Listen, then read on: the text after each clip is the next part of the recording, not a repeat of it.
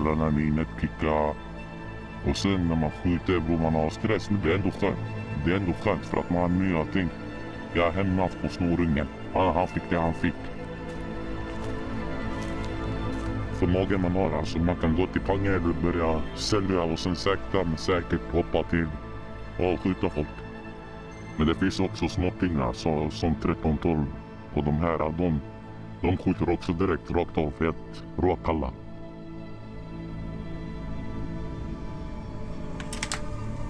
Now we can condemn even young kids from 15 and up. We didn't do that before. But now they're sending 14 years killers around the streets. That's even more terrifying. And they are not prepared to do that. They're not good enough. And in worst case scenario, they're even shooting innocent people.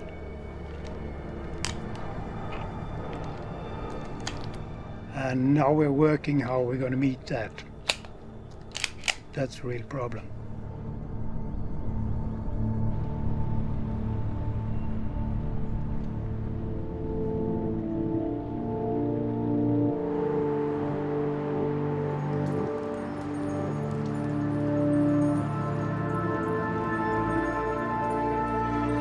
Åtta, 10, 11-åringar emellanåt som hjälper till.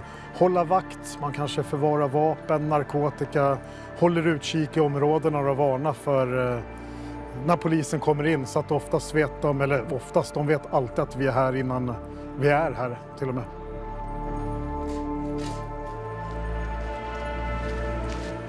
Ja, jag börjar 10, något sånt. Kanske 11. Ja. Vi hade inte mycket pengar i familjen. Så jag började beckna lite åt sidan för att äta så ute för att det mina vänner hade, jag ville också. Som kanadagåsjackor eller racing och de här. Det ville jag också. Så ja, jag började beckna. Sen jag började använda pengarna på såna här dyra grejer. Ja, och sen mata familjen, yani. Så det var ju bara för att kunna mata och ha de grejerna de andra hade också.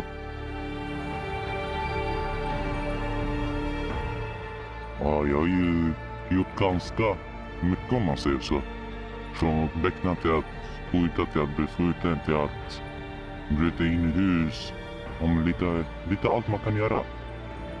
Vi ser nu svenskar här i landet, de kollar på oss annorlunda på grund av vi är kanske araber. Eller utländskar om man säger så. Bara för att vi har kommit från ett annat land. Det finns ju folk som förstör alltså. Det är ju så. Så ja, man har ju lite sorgligt så. Men man har bara byggt någon känsla mot alla andra. Jag tror det alla typ känner. Lite ilska mot andra människor. Men det är också tufft. Man kommer få de här psykoserna på nätterna. Varför man är sånt. Men allt det handlar om pengar. Du kan inte leva utan pengar.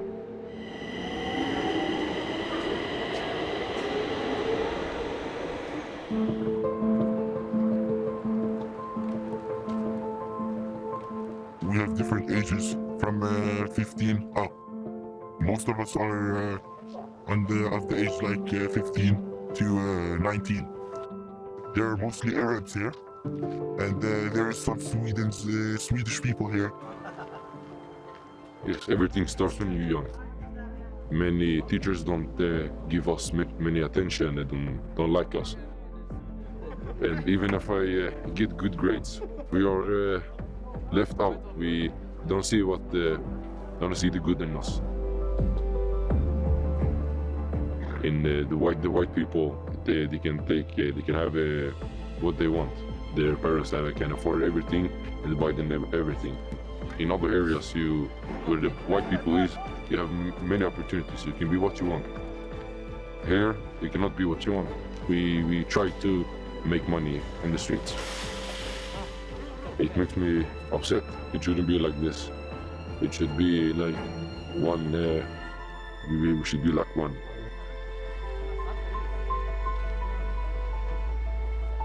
We have a lot of people that are foreigners. They aren't from this country, which makes the police think they have the right to do whatever they want to us and treat the Swedes with more respect. And it shouldn't be like that. Everyone should be treated with the same type of respect, and if it's not like that, then they can fuck off.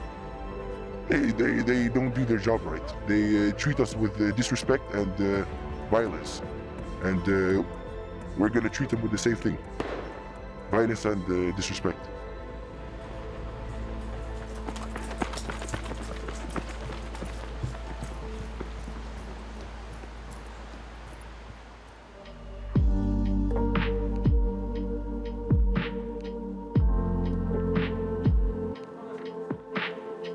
I haven't always been like the best kid either, but when I was around 20 years old, I got introduced to martial arts. Thinking back, my teacher must have been so tired of me because I never like shut up, but I had so much energy and just needed a place to channel it, and martial arts became that place for me. That's why I introduced martial arts primarily to these kids.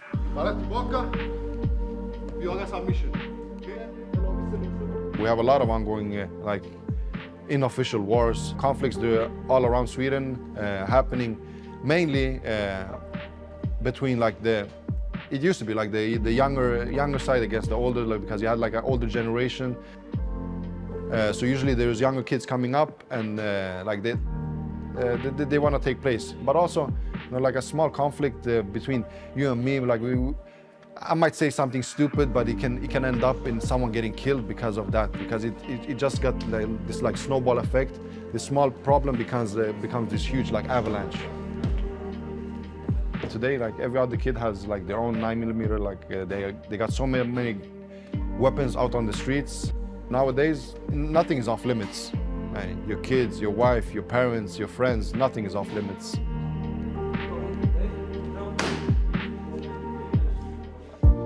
We wanted to build a place we felt we needed when we grew up. So a place where you feel safe, a place where you can go and talk to adults that you can trust. And in that process, we built Området, where we offer everything from training to study help. We're building our study part, where we help kids with their homework. We help them to write their CVs. We have this project where we help kids take their driving license. We try to just be present and give them discipline. We try to build their character. So we're working with every individual differently, but we just try to listen to them and listen to their needs. What do they want? Someone might need help with their school work. Some might need work. Some might want to chase their music ambitions. Some wants to train. So a lot of them come here for the martial arts, but they stay for something else. So it's either you want to work preemptively with the problem, or you wait for it to burn and then you throw resources on it.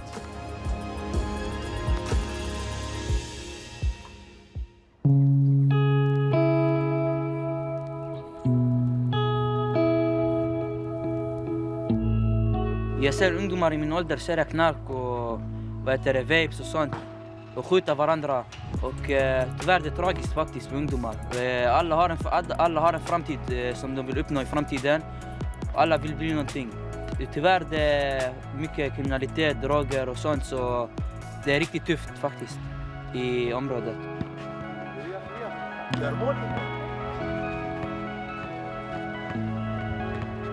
Ja, och sen ibland när man ska gå ut, spela fotboll med vänner, man vet inte, kanske det blir någon skjutning och man dör, man vet inte. Man måste vara tuff, så man måste klara sig.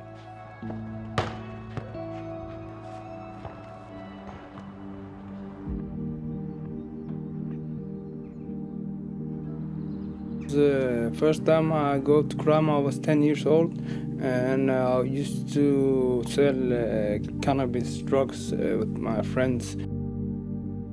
Something in my heart used to always say to me, this is wrong. You're giving something to somebody, you're gonna fuck up his life, you're gonna make him get addicted and stuff.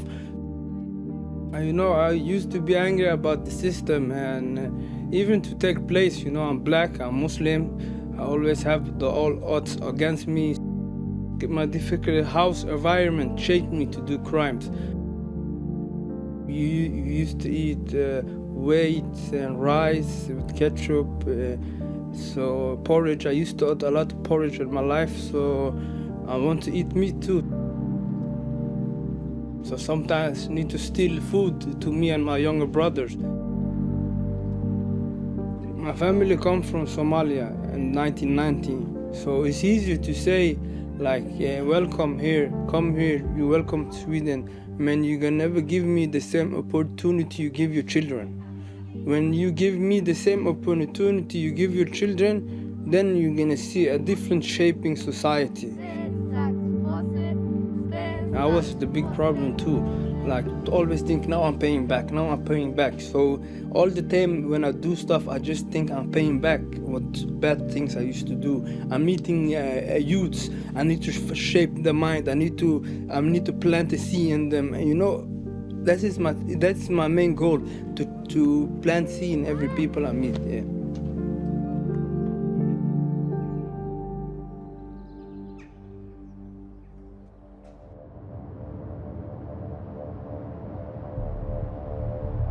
Nu sker ju i princip allt via telefoner, smartphones, de här olika chattar.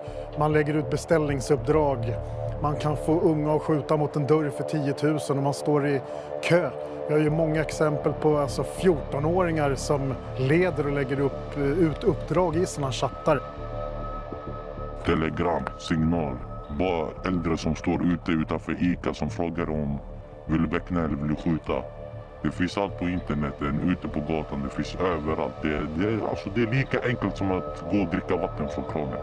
Så enkelt är det nu. Priset på huvudet beror på hur mycket man har på huvudet. Det finns ju folk som har 1 500 000. Eller bara för att få tag i personen 200 000. Det finns någon för 10 miljoner på sitt huvud, 5 miljoner, 2,3 och så. Det är höga, alltså det är miljoner uppåt. Men det minsta kan komma ut till 500 lax eller 200 lax bara för att få tag på personen och lämna över honom. Så det är höga priser man får. The young people are getting used as assassins because they know, even the bosses know, okay, if you do a killing, you're just gonna get 3-4 years, and when you come out, I'm gonna give you so much money and so much credit, and you're gonna be a part of us. Alltså, när man kommer in i kriminaliteten äldre, då de äldre som man ser upp till då, de säger men gör det här, det är snabba pengar, det är enkla pengar. Du kommer få max 6-12 månader beror på vad du gör. Ja, man blir lite hjärntvättad av äldre om man säger så. Så man har inte konsekvenstanken då när man är liten, då man gör allting för pengarna.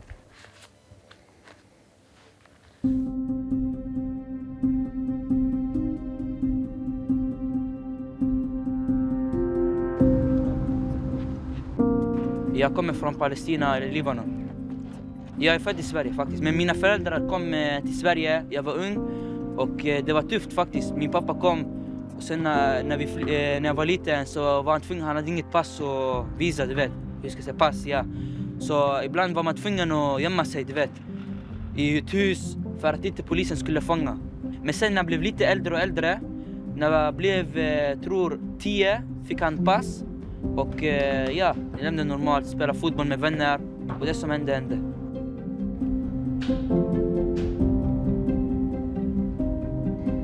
Mycket problem, mycket knark, mycket kriminalitet.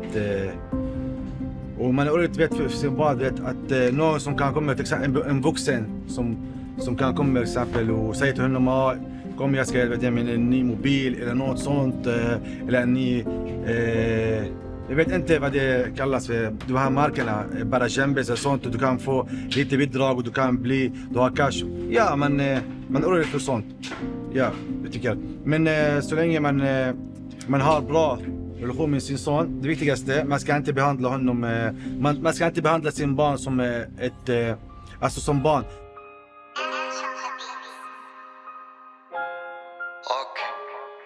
Fucking yeah, fuck the haters, free my brothers, fuck dem resten. Jag ska säga, imponeras av gangsterkulturen utan att riktigt veta vad det är. Och rätt vad det är så har du foten inne och då kan man inte lämna. En i Norge har en ny sida. Jag måste ändra min attityd om man kollar snett med bilen. I never seen gangster rappers have so much attention on them as before. And those artists don't sing about making world peace. They always sing about if you come to my area and you hang with the wrong fella, you're gonna get shot. Kazis har fraktats direkt från Spain. Sluta snacka skit, man är god skämt. Spela inte speciell, hela ligan är rebells. Now the killing doesn't even handle about money or territory or distributing or controlling an area. Before it was like that. If you're gonna kill or take somebody or like you want to go there and sell your merchandise, you have to take away the old sellers first. But now today it can be over a TikTok-like video. We have lost control now of who's gonna kill who and who's gonna make charges and who's making the decisions. Det är vi som har fuckat generationen genom alla år. Så det finns ingen dålig tankesätt på det där. Så ja, det känns skönt att vi får höra att det är vi som leder det här. Det är vi som skjuter och vi är galna när det gäller det här.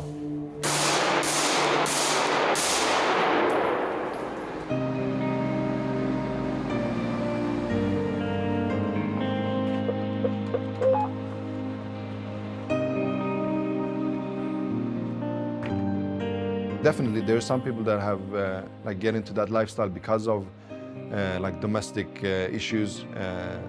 They might not have parents that have good jobs, or they have plenty, 3-4 jobs. They're never home. So there's a lot of social aspects to it. Definitely, they say it takes a village to raise a kid. Definitely, but there's a different side to that coin as well. If the young people don't feel part of that village, they will burn it down to feel its warmth. And that sort of resonated with me. The generation that I used to work with 6, 7, 8 years ago, the ones that we originally wanted to build this place for, some of them are in prison, some of them are in different youth centers. We have two of them getting shot and killed in the deadly violence. A lot of times we forget that they are kids. A lot of them that get into this lifestyle are also getting manipulated and abused by older people, by adults, or selling them a dream that is not true.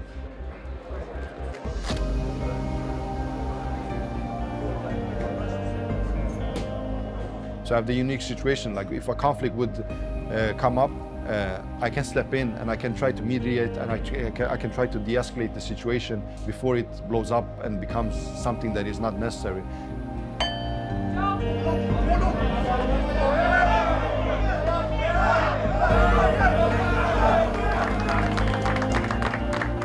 The way we try to prevent our kids getting into that lifestyle is to try to show them that there's so much more to this beautiful country than just these negative things that they talk about in the news all the time.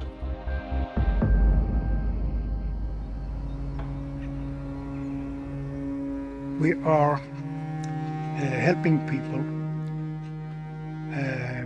defecting from the criminal groups. We are talking to them, we're giving them a message. And the message is actually 3 parts. The first one is, we don't want you to die. And we don't want you to kill anyone. The second message is, if you or anyone in your group shoot, blow something up or kill someone, it will have consequences for all of your group. We will focus every police resource in Malmö will focus on your group 24/7. And the third message is, if you want to live a criminal life, we will do everything we can to help you to do that. And that has been successful. A lot of these guys are tired of shootings and killings, and they want a normal life. Now we got some years to think about it, to work about it. We're not fine, but we are better. Vi har en väldigt välfungerande avhopparverksamhet. Den riktar sig främst kanske mot lite äldre som har varit inne ett tag. Sen försöker vi få de här yngre och inte hamna in överhuvudtaget. Men är man väl inne, då känner de också till det enorma våldskapital som de här nätverken sitter på.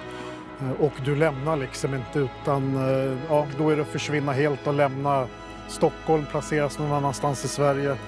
Man lämnar inte så i någon form av good standing, utan det är kanske 1, 2 av 10 som man i slutändan lyckas med avhopparna så att säga.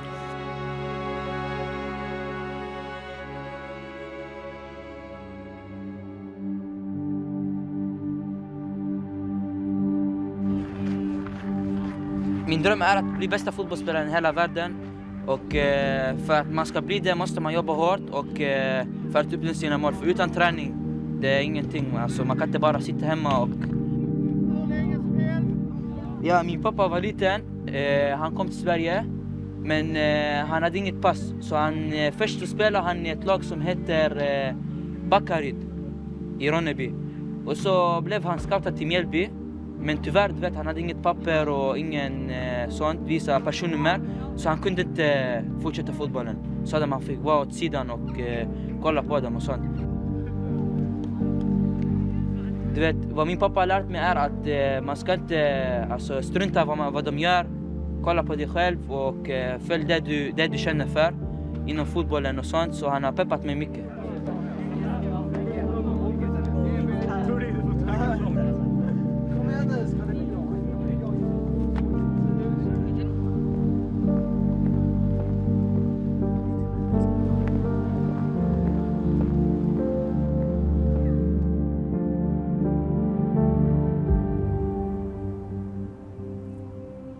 Min framtid här i Sverige är antagligen död. Eller sitta inne. Eller så har jag flytt från landet på grund av någonting. Eller har jag stärkat jävligt mycket pengar för att fly från landet. Frågan är ju hur vi har nått hit, och jag ska säga den som har svaret på det så vinner man nog Nobels fredspris. Det är otroligt komplext. Men jag tror ju en del i det är en väldigt vårdslös migrationspolitik under många år. Jag är den första som är för att vi ska hjälpa människor och det, men vi har inte kunnat ta hand och integrerat människor på det sätt. Och där krävs det ju enorma insatser där, just det förebyggande arbetet. Orosamtal tidigt, fånga upp familjer, dysfunktionella familjer. Med de resurserna man lägger på att sätta in 250 nya poliser i ett visst område, ta de pengarna och bygga en fritidsgård. Ta de pengarna och bygga en fotbollsplan. Skapa en föreningsgrupp, skapa en aktivitetsgrupp, skapa någonting för ungdomar. När du är 13 år gammal, du har ingenstans att vara på. If I'm gonna be honest, sometimes we take that easy way out, you know? Even when we feel that whole world is against us, then we think, okay, criminality is the way to make a living. But we still have a choice. Something that's very important is not to increase the segregation. We have to mix better, and we have to make our schools better.